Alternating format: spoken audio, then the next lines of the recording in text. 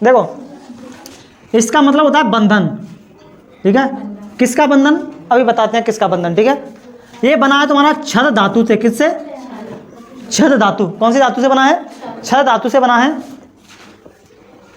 जिसका अर्थ होता है क्या, क्या, प्रसन्न करना, खुश करना, आह्लाद करना, क्या, इसका छद धातु के क्या है, अर्थ हैं। तो इसको मिलाकर के हम क्या बनाते हैं, एक परिभाषा बनाते हैं इसकी, ठीक है। तो इसकी परिभाषा क्या होगी, देखो, ठीक है। तो क्या है, छंद वर्णों तथा मात्राओं का नियमित विन्यास, यानी कि मात्रा गिनी चुनी लगी होनी चाहिए, जितनी है, जितनी जरूरत है उतनी लगी होनी चाहिए, एक नियम के अनुसार लगी हुई होनी चाहिए, है ना, जिससे आह्लाद उत्पन्न हो पढ़ करके, यानी कि प्रसन्नता आए।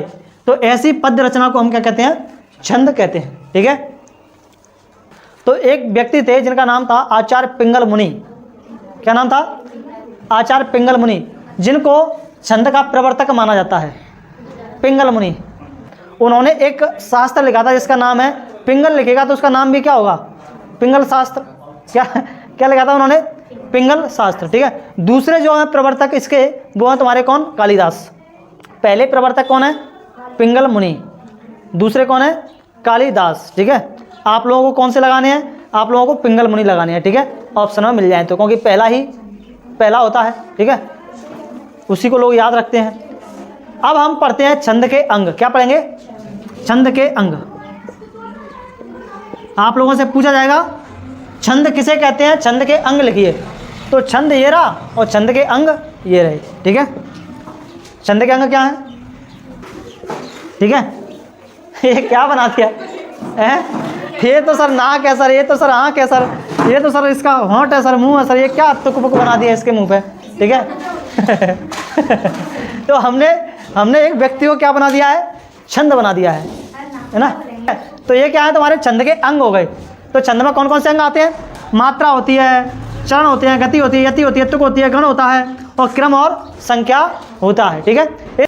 तो कितने हो गए भाई, 1 2 3 4 5 6 7। तो छंद के कितने अंग हो गए, 7 अंग हो गए, ठीक है। ये सब आप लोगों को दिखाई दे रहे हैं। ऐसे ये नंबरिंग यहाँ पे कर दी गई है और वैसे भी लिख दी गई है, ऐसे लिखना है ऐसे लिख लो, ऐसे लिखना है ऐसे लिख लो, ठीक है। चलो देखो इनको समझा दें आप लोगों को, चरण क्या होते हैं किसी छंद में। जैसे आप लोगों ने दोहा पढ़ा होगा, है ना, दोहे में आप लोगों को ऐसी लाइन दिखती हैं, होती है कि नहीं होती है, देख लो क्यों में होंगी, देख रही है ना। कोई भी दोहा उठा के देख लो, कनक कनकते 100 गुनी मादकता अधिकाय, कनक कनकते 100 गुनी, देखो 100 गुनी पर कौमा लग जाना चाहिए ना, लेकिन लगा नहीं है वहाँ।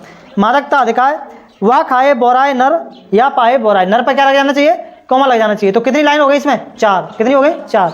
तो इनको हम कहते हैं चरण, है ना, क्या कहते हैं, चरण, ठीक है। तो ये सब तुम्हारे चरण हो गए। फिर क्या है तुम्हारा वर्ण। वर्ण क्या है, मात्राएं, क्या है, वर्ण या मात्रा एक ही बात है। जो आ ई ऊ की मात्राएं लगाते हैं वो सब क्या है, तुम्हारे वर्ण है। संख्या या क्रम, संख्या या क्रम का मतलब क्या है, जो तुम्हारे लघु और गुरु होते हैं। ये क्या होता है सर, जानते हैं लघु और गुरु, नहीं जानते। मात्राएं लगाते हैं, अगर एक तो मात्रा होती है छोटी, एक मात्रा होती है बड़ी। जैसे एक छोटा आ हो गया, एक बड़ा आ हो गया, ऐसे छोटी बड़ी, इस तरह से मात्राएं चलती हैं। छोटे, जब छोटी मात्रा होती है तो उसके लिए लगाते हैं हम डंडा, ऐसे, ठीक है, और इसी को हम कहते हैं लघु, ठीक है। और जो बड़ा आ होता है इसको हम कहते, इसके लिए मात्रा लगाते हैं इस तरह से, और इसको हम कहते हैं क्या, गुरु। तो ये लघु है और ये क्या है, गुरु है, ठीक है। छोटी आ की छोटी मात्रा को हम लघु कहते हैं, बड़ी मात्रा को हम क्या कहते हैं, गुरु कहते हैं, ठीक है। तो संख्या, इनकी संख्या को निर्धारित करना, इनकी संख्या का निर्धारण करना ही तुम्हारा क्या कहलाता है, संख्या या क्रम कहलाता है, ठीक है। उसके बाद आ गया तुम्हारा गण। क्या, गण, 3 शब्दों के समूह को हम क्या कहते हैं, गण कहते हैं, ठीक है। यमाता राज भानस लगा, इनमें से तीन के समूह बना दो, सब क्या है तुम्हारे गण है। लेकिन तुम्हें उस डिटेल में नहीं जाना है, ठीक है, ना उस डिटेल में पढ़ाने वाला हूँ। बस 3 शब्दों के समूह को हम क्या कहते हैं, गण कहते हैं। आप लोग कभी कॉम्पिटिटिव एग्जाम की तैयारी करोगे तो वहाँ पढ़ लोगे इनको सबको, ठीक है। अब इतना मसाला इसमें दे नहीं रखा है क्योंकि मैं तो आप लोगों के ऊपर में ज़्यादा लोड देना नहीं चाहता, ठीक है। पढ़ाने को तो मैं पढ़ा सकता हूँ, ठीक है। पूरा का पूरा फॉर्मूला होता है गण का, ऐसे होता है, यमाता राज भानस लगा, ठीक है। इसमें से 3 के समूह बना दो, इसी को हम क्या कह रहे हैं, गण कह रहे हैं। क्या कह रहे हैं, गण, ठीक है। जैसे एक समूह ये बन गया, फिर एक समूह ये बन गया, फिर एक समूह ये बन गया, फिर एक समूह ये बन गया, फिर एक समूह ये बन गया, एक समूह ये बन गया। हर शब्द से शुरू करके आप 3 के क्या बना दो, ग्रुप बना दो। तो इन्हीं ग्रुप्स को हम क्या कहते हैं, गण कहते हैं। ठीक है, तुम्हारे किसी काम के नहीं है। ठीक है, लेकिन तुम्हारे बेसिक अंडरस्टैंडिंग के लिए मैंने बता दिया है। ठीक है, उसके बाद आता है तुम्हारा यति, फिर गति, फिर क्या, तुक। ठीक है, यति क्या होता है, यति क्या होता है तुम्हारा ठहराव।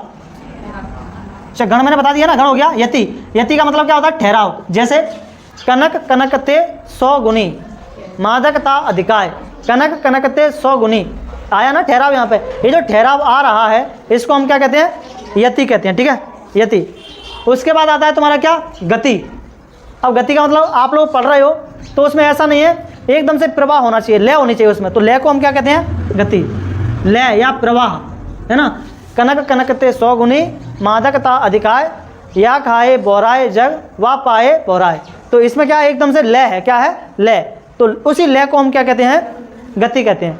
और तुक क्या होती है, तुक होती है जैसे कनक कनकते 100 गुनी, मादकता अधिकाय, पीछे क्या रहा है, काय। दूसरी लाइन पढ़ो, या खाए बोराए जग, वा पाए बोराए। यहाँ पे भी क्या रहा है, बोराए। तो मिल गई कि नहीं तुक, यहाँ पर भी यह आ रहा है, यहाँ पर भी क्या आ रहा है, यह आ रहा है। कहने का मतलब सेम मात्रा पीछे तुम्हें देखने को मिलेंगी, उसको हम क्या कहते हैं, तुक।